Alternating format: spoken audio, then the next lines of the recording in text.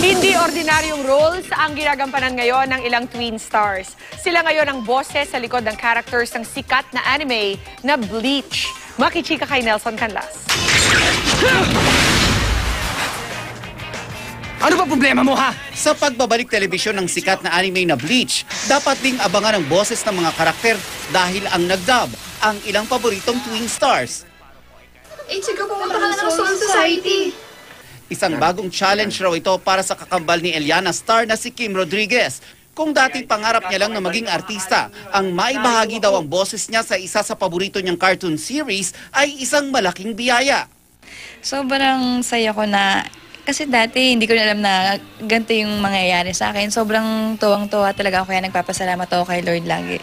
Mahirap daw ang paglapat ng boses sa anime dahil di tulad ng pag-arte sa harap ng kamera, kailangang maramdaman ng manonood ang emosyon ng karakter sa pamamagitan lang ng boses. Nanonood kasi ako ng mga ganito, mga Doraemon. Kala ko ang dali-dali lang eh. Pero pag once na ikaw na pala yung nandun mismo, ang hirap. Hindi siya basta-bastang trabaho, hindi siya binabasta-basta, kailangan sakto lahat. Bukod kina Kim at Christopher, kasama ring nagdub ng Bleach sina Joyce Ching, Ruru Madrid at Ken Chan. Lahat sila'y lumaking nanonood ng Bleach kaya excited silang isabuhay ang mga karakter na naging bahagi ng kanilang kabataan. Pares pala kami na first time namin mag-dub tas ng anime. Hindi ko siya, parang hindi ko malaman kung kailan ako papasok. Ito nga po, first time ko nga po.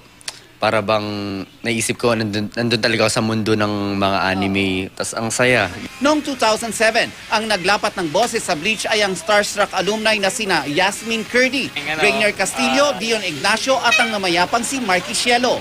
Mapapanood sa Kapuso Network ang bagong bersyon ng Bleach ngayong taon. Pero bilang patikim, mapapanood sa June 2 linggo ang Bleach the Movie 2, The Diamond Dust Rebellion. Nelson Canlas updated sa Showbiz Happenings.